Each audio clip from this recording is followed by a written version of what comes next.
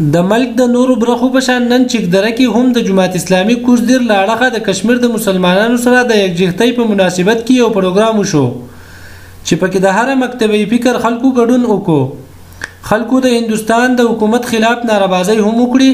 پروګرام کې د انجمن تاجران صدر خواجه فیض الغفور، ډاکټر بشیر رحیم الله ایډوکیټ او عبید الله تاجک هم خطابونه وکړه. نور تفصیل ګورو د الخیام په دې راپورټ کې.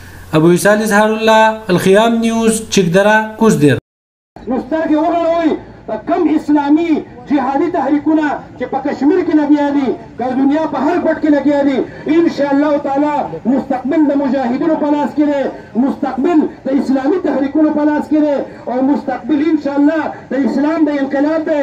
او دا د امریکې دلالان دا پرکټي که زمون په سپونو کې دي او که په دنیا کې په هر حکومت کې دي، انشاءالله ډېره نږدې ده چې الله به دوی ذلیله او شرمنده کوي. خو دا یو څو سوه کسان دیو ته دا اعزاز الله تعالی ورکړو چې هغه دې ځای ته حاضر شو او د خپلو مظلومانو کشمیریانو وروڼو سره د اظهار یکجهتۍ هغه اظهار یې وکړو. خو زه دا وایم چې پاتې شو د کشمیر مسله، نو څه خلک به دا وایي چې دا خو د برطانیې د وخت نه دا ظلم روان دی، دا زیاتی روان دی، دا د ډوګرې اجا د وخت نه روان دی، دا د انډیا د ظلم او د 7 لاک فوج د طرف نه دا روان دی. د دې مقابله به څنګه وشي؟ زه وایم په کارګل کې که یوه هفته جنګ پاتې شوی وی، زما دا ایمان دی چې کشمیر به پاکستان قبضه کړی وی. د جایود ځوانان به انشاءالله د دې جدوجهد په شا باندې ولاړي، او انشاءالله زموږ ځوانان به د کشمیر د ازادېدو لپاره کوم جدوجهد روان دی، په هغې کې به انشاءالله د هغو مونږ بھرپور حمایت کوو. دغه شان په سن 1979 کې دا خبره زموږ مخې ته راغلې وه، مونږ ولیده. راځمه دې خبرې نه چې کشمیر چېرته غلام نشي پاتې کېدی. پروردګار علما دا کوم چې څه وي واورېد، الله په دې عمل کولو توفیق راکړي، په قرآن او سنت باندې عمل کولو توفیق راکړي، په فقه او دین راکړي. او پروردګار علما زموږ مجاهدین چې د دنیا چېرته دې ټول له کامیابۍ ورکړي، او الله افغانستان او کشمیر له خو دې نږدې کامیابي ورکړي، د الله خپل اختتام ته ورسې. او پروردګار علما دا ټوله مسلمانه دنیا دې په پوښ باندې ودرولی کړي. او پروردګار علما کوم خلک چې جهاد کوي، الله ته یې مرسته وکړي، ته د هغوی په شا د هغو د کورونو حفاظت وکړي.